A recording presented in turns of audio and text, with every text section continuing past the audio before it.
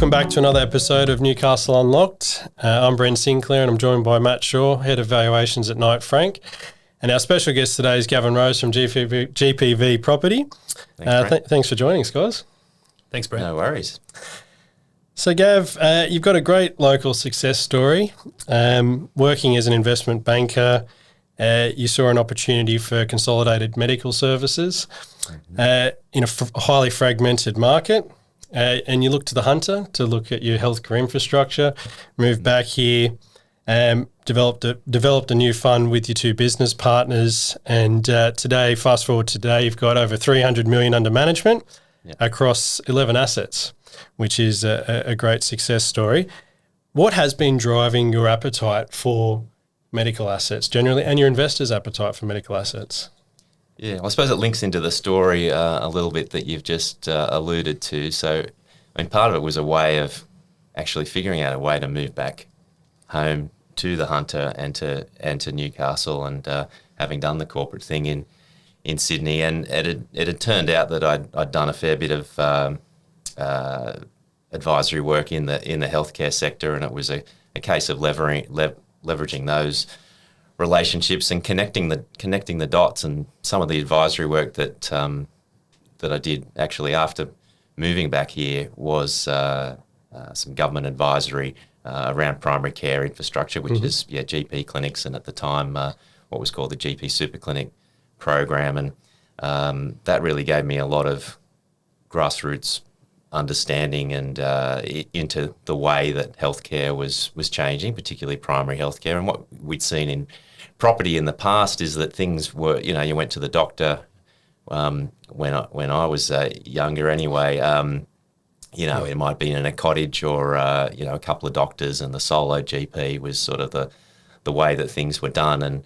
And what's been emerging, I mean, really for the certainly in the last sort of 20 years, but more distinctly probably in the last 10 and 15 years has been the whole corporatisation of the sector, and these larger centres that suddenly became these significant assets that you could actually put a fund around, or more significant investments than solo-owned practices where the GPs probably owned the house that they were practicing in. And you still see that in specialist practice, but not so much in general practice anymore. And so, general practice is the main anchor of primary healthcare, the front line of healthcare, and I'd done quite a bit of work in that space. And so there were a number of trends emerging at that time when we got started in this about 14 years ago in 2010. And so there was government policy that came into it as well, where there were new items in the Medicare benefits schedule that promoted more multidisciplinary care and access that wasn't around before for allied health professionals to access Medicare as part of team care arrangements and those sort of things. So there were a number of different drivers. There was this drive to sort of corporatise and make more of a business out of primary care, and there were government drivers as well, all of which was leading to more sort of consolidation and the opportunity to do larger multidisciplinary centres. And so when I sort of moved back here and we were kicking off our first project in 2010, we really didn't have that. That was pretty much a new product. And what we were able to do through some of the advisory work that I'd done, I'd had a connection with Sonic Healthcare, and I was able to bring the CEO of their medical centres business, Malcolm Parmenter, up to Newcastle and say, hey, you're the biggest operator of medical centres in Australia. You don't have anything up here. Why is that? And he said, well, I don't know. Let's have a look. And I took him around we had lunch at Honeysuckle, and took him down Derby Street, gave him showed him the lay of the land, what's up here, and he's going, I didn't know all of this was up here, And a lot of people, I think, are like that. And he said, no, this will work, and a lot of their business expansion and a significant part of that was bringing in doctors from the UK and other places where they can come over and get registration quite easily. And previously it'd be places like Sydney and Perth that would have been the main hotspots for that, but because in the Hunter and in Newcastle you've got a great lifestyle. People want to come from the UK and live at the beach, and so what a great opportunity to do that. So there was a number of pieces that all puzzle pieces you could put together there, with consolidation in the industry, government policy, and an untapped market really for the larger centres up in Newcastle. So that's what led to the first one, and the second and the third, and we just sort of kept growing from there, as much as by word of mouth as by the success of the projects and the appetite that we found from investors. So I guess that's some of the background, and if I can carry on a little bit more to get back to your question about what drives investors' appetite for the medical centre type of assets, which is where we started, and we've gotten a little bit bigger since then with some bigger projects. But it's those it's those defensive, non-cyclical characteristics of medical that are I think quite attractive to people. So a lot of other asset classes you find are a bit more a boom and bust, and with essential services like healthcare, it gives you that non-cyclical investment type of category of investment. And so I think what's happened as well, because these assets just really weren't there as much, and in fact, hospital operators owned their own assets, and so you have seen, there just weren't funds out there that were investing heavily in healthcare, because partly the assets weren't there or they weren't available.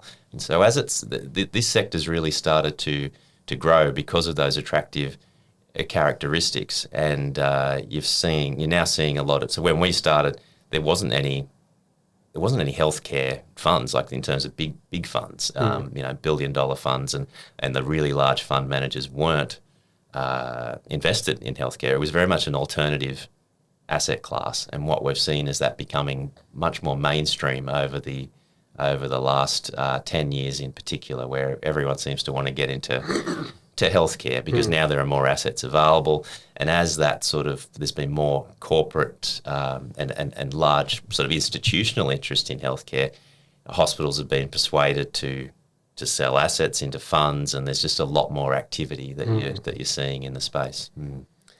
And most of your assets are in the Hunter. You've got a couple in Sydney, some in Port Stephens, but a big part of your business is local investors into local assets, and that's obviously working for you. You've got your investors. You're dealing with a lot of high net worths. They're locally but out of town as well, but obviously happy to invest in the Hunter and go and even some slightly out of the Hunter.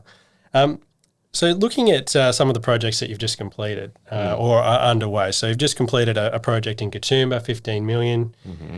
You've got an $80 million project up at Charlestown, planned for completion at the end of the year. What is it like in the current climate as a developer to put some of these projects out of the ground? There's a lot of headwinds, construction costs, high borrowing costs. How are you seeing things at the moment? What's the climate like? It's very difficult, and it's no doubt it's got a lot more difficult as we've in the last few years in particular, and the biggest part of that is definitely the way that construction costs move post pandemic. Now the projects you've just described were already projects, and have really had to survive that change in the quantum of construction costs, and that's definitely made things very difficult.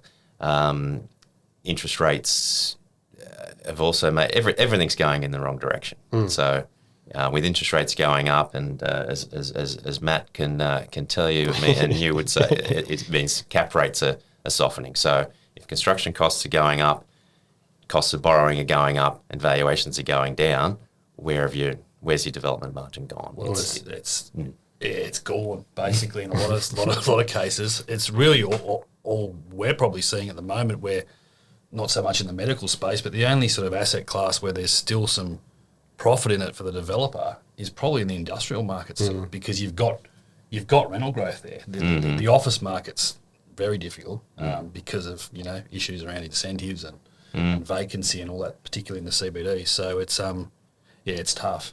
Definitely very tough. Yeah, and look, we're seeing even just the conversations we're having locally with various developers. They're getting quotes back for approvals that they've been working on for the past few years, and they're getting the building quotes back, and it's substantially higher than what they can be feasible on. So a lot of projects are getting mothballed, and they're either holding the stock or looking to pivot to another use. But it's it's definitely challenging. So the sentiment is being echoed from the other clients that we're working with at the moment. Yeah, and so I for probably over a year, apart from the fact that we had our hands full with other projects and trying to solve the problems of how do you respond to all of those cost challenges. I haven't been putting pen to paper because you've got too many unknowns in your variables. And when we started out, we were in this environment where everything in the course of a development was heading in a favourable direction. Like interest rates were on the way down, healthcare, as it was gathering more momentum, the cap rates were going down, and so your valuations were getting higher in the course of the project. Quite aside from having a successful development, we're seeing uplift from the yield compression in valuations. And so commercial property generally and property generally was all heading in the right direction, and I think health was outperforming even within that context. So everything was heading in the right direction. So I think probably the only thing that's the saving grace has probably been that healthcare is still very, very strong, and particularly and I think institutions and investors are already looking beyond the peak of the interest rate cycle, and I think that's why you guys can probably comment about yields in other sectors, how much they're sort of softening. But I mean, I just got advice yesterday with a reval for Charlestown as we're coming into the next stage, and the bank funding is just coming in to complete the project. Now, it's still sitting on a 5% cap rate. And that was quite interesting to see. I was a little bit nervous about where that would go, and they're saying, well, healthcare assets, the bluest of the blue chip healthcare tenants, and long WALE. Yeah. And so if you've got a 20-year lease to Ramsay, and you've got a 12-year lease to Sonic, and 15-year lease to a clinical research provider, there are sort of three main anchors. You've got a very long WALE healthcare asset and a blue ribbon location. So you're really at that very sharp end. But what's quite amazing about that is that's actually held the whole way through. All that's changed is actually the leasing up. So we started that project and at a cap rate of 5%, things were selling down close to 4%. But we only had 25% leased. Now we're up to over 80% leased, and so that progression and success of the project has been what's held it together, and meant that we've been able to manage those cost pressures. I mean, making appropriate allowances early enough in the project to be able to handle some of that has worked out quite well, and so we've that one is going along quite well for us, which is. In an environment where, as I say, I haven't really been wanting to put pen to paper too much because you don't know where construction costs are going to be. Albeit now, I think you can probably more safely feel like they're stabilised. Yep. But it was in that period where every month that went by, you thought, well, the costs are just going up, and when will they stop? And how can I plan for a new project when I don't know what it's going to cost? I don't know what the cap rates are going to be. I don't know what the valuation is going to be. And I don't know what the interest rates are going to be. So our model had been to say to people, here's a project, here's the tenant, here's the land, here's what we're going to build, and here's the completion value to define a difference between what it's going to cost and what it's going to be worth, to say, hey, here's what we're going to make on a development, and everything could go against us. And so a little bit gun shy at the moment on the development front, and you've really got to have a very solid project, and it's not a market to be speculating in. Is there still, like, what's the appetite from lenders in the medical space? Still really strong? Yeah, really strong. In fact, that's another sort of saving grace as well, is that we're getting the best rates that we've ever got. Than any other asset class? And better than we've ever got. Yeah, when I say the best rates, I mean the best margins. Yes. So the bank's margins on our healthcare assets are as low as they've ever been. So that's a little bit of an offset to the higher interest rate, which is good. And just talking on yields, there was some interesting observations. You've just released the new House Views report on the different asset classes, industrial versus. Well, yeah, just on industrial versus office. Brent and I had a chat prior to this, and talking about, I guess the appetite there, and the office market, anything that's got, for want of a better word, hairs on it, or a lot of vacancy, and you've got a short WALE where you're going to have leasing risk come up, is just getting heavily penalised. You've got the CBD market has got 30% incentives. There's a lot of vacancy in the market there. There's options for tenants, so it's tough. So an asset where you've got those issues is going to be penalised in terms of cap rates. Whereas if you had an office building with a long WALE and a secure tenant there, then it's going to be sharper, and not as sharp as the medical space, but certainly a bit sharper than what it would be. Whereas in industrial, it's kind of nearly the opposite, because investors are looking for short WALE or assets with upcoming,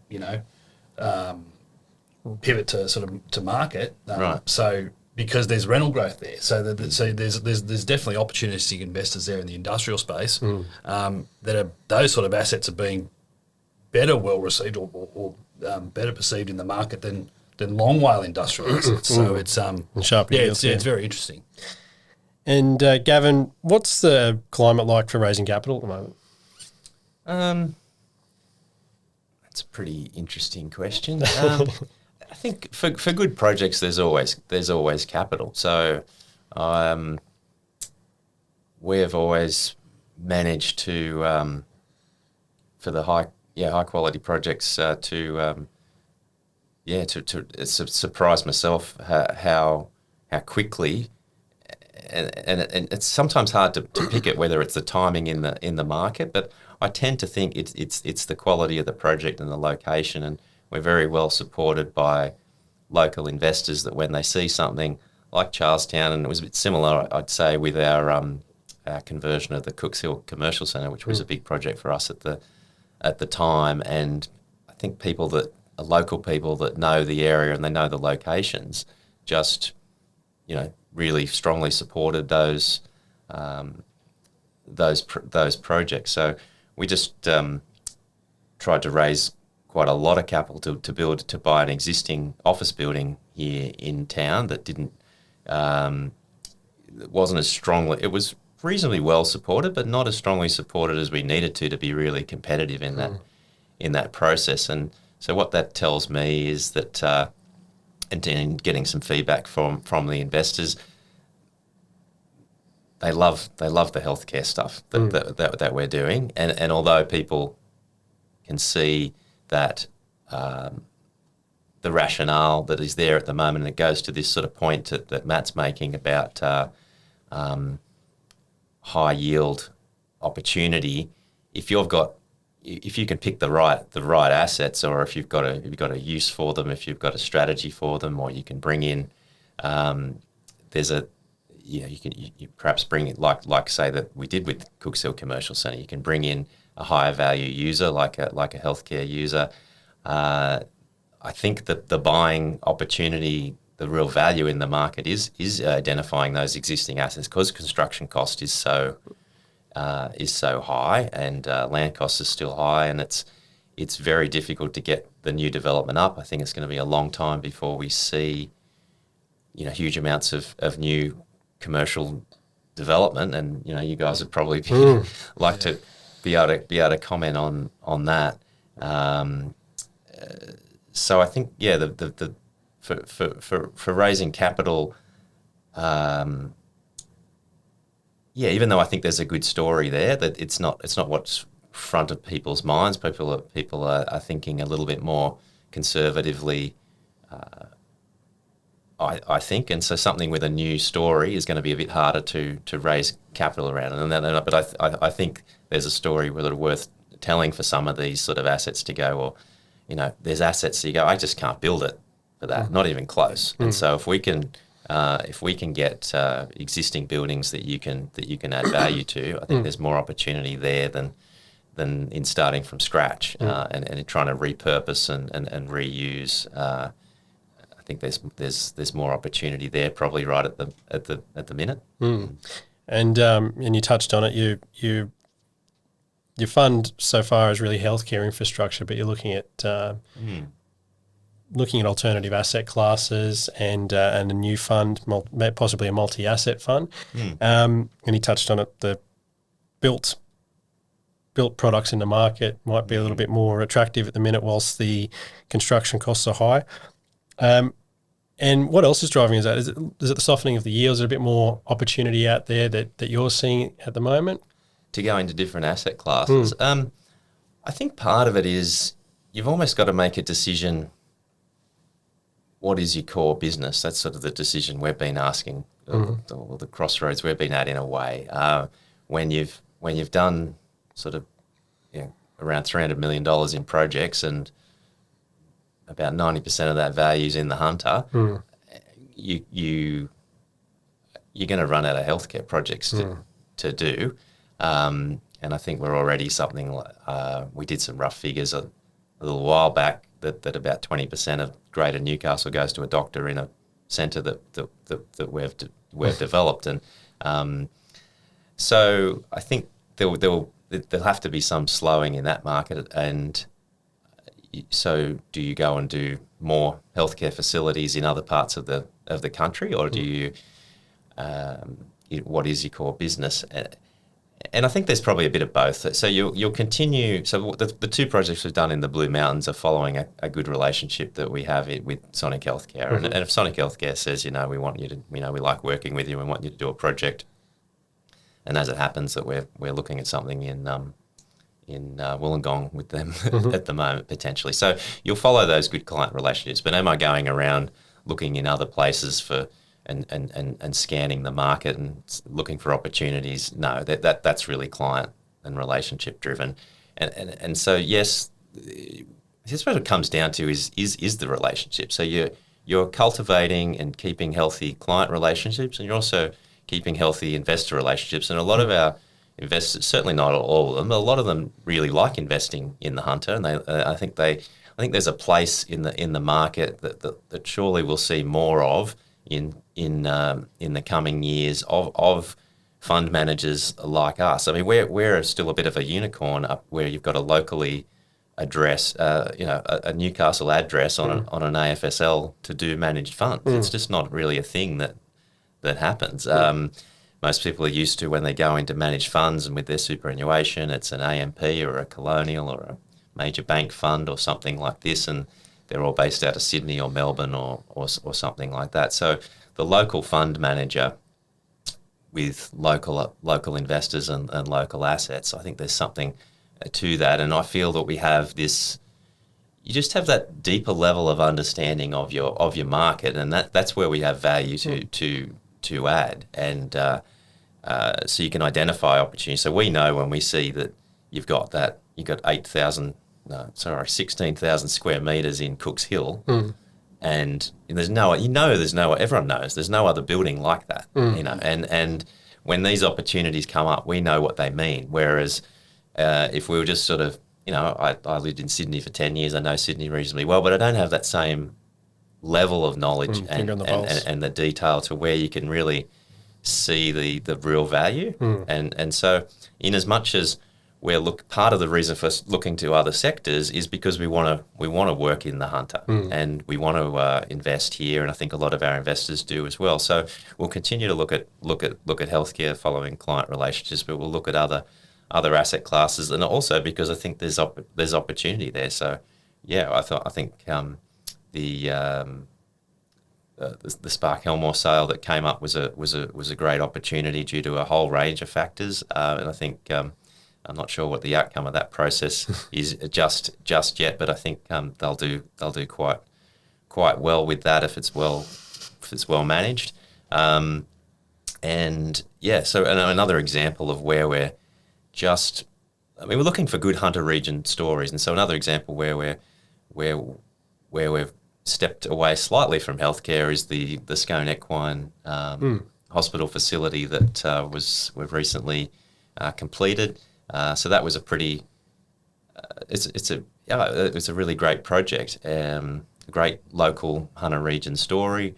Not everyone knows probably that Scone is big in the thoroughbred breeding industry, and it's a place for horses. But do we know that it's the second most concentrated site of thoroughbred breeding in the world? Do we know that we've got now the biggest equine hospital facility in the southern hemisphere? Well, we've just built it. Successful business run, owned and operated by vets since the 1950s. Really great local story, and we've wrapped a fund around that facility, which has been enabling for that business, and a lot of investors are really jumped into that and going, oh great, and when can we go up and have a look? So that one's really captured people's imaginations, and I think you're looking for good local hunter region stories where there's a property angle, a property investment requirement. There's all sorts of things that can jump to mind. I mean, I'd love to do something in the entertainment precinct for Newcastle, for example. But these things can get quite complicated. But there's lots of things that we can do, and there is a lot of local appetite for investment to facilitate those sorts of things. Yep. And we've got a real vehicle to be able to explore some of those other things and use those skill sets and those relationships and techniques to do things other than just healthcare assets. And with all this together, with all of your projects and the conversations you're having with your investors, largely high net worths, local, what's your forecast for the next 12 months, 24 months? What are you seeing out there? You're saying there's a bit of some are looking a bit more conservatively. Are you quite bullish on the market? Where do you think interest rates are going? Where do you think the market's going? Wow. Prediction. It's prediction time. It changes every time we do one of these podcasts.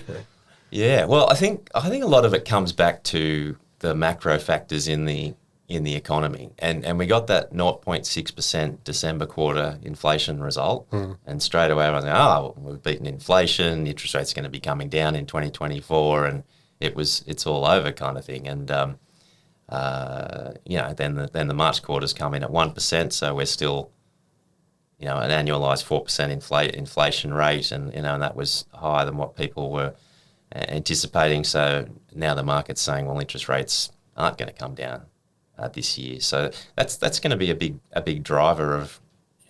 There's no bigger driver, is there really, of investment returns and what's going to be appropriate, what people will accept when they're investing in property, what the cost of funds is going to be.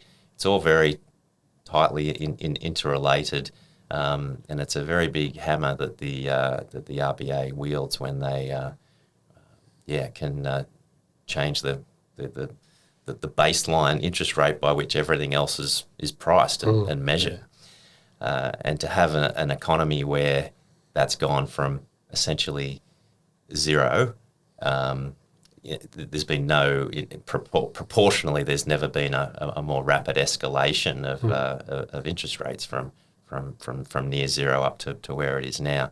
So that's a huge factor in where things are going to go, and I think this, the mantra of higher for longer is now what you're hearing, and so maybe does that? I think people, as I said before, were sort of having this look through of going, okay, well, we've hit the peak, it's now going to be under control. There'll be sort of a bit more relief, and so we're not too worried about still paying sharp yields on things because things are going to get better, and we're kind of looking through to the other side. And so if that starts to take longer and we're the higher interest rates are persisting, you would tend to think there's going to be a little more, there could be a little more softening in some, and that just becomes the new norm. I think people are still trying to hang on to what they thought things were worth because of the valuations they were seeing in 2021 and 2022, if people get used to the idea of higher for longer, cap rates will have to ease a little bit, I think. Because people just hang on, don't they? I mean, so you probably, and that's why there's probably been fewer sales in the market and things, because the agents might be telling, well, I think you're only going to get this, but they've got their heart set on, this is what it was worth, and it can't go backwards. In terms of, let's say, office buildings, if I'm valuing one in the CBD, there's no sales there's the transaction going through at the moment, which once we see what that is, that'll be something that'll be used for other valuers around the country, because there's just not a lot of office transactions across the country generally. So that's what's difficult for us to work out how much cap rates have softened when you haven't got enough transactions to lean on. Absolutely. Well, look, we might leave it there. I appreciate you both coming on, Gavin especially to come on and provide all your insights on all things property. So I really do appreciate you coming on. Yeah, great. Pleasure. Thanks, buddy. Thanks, guys.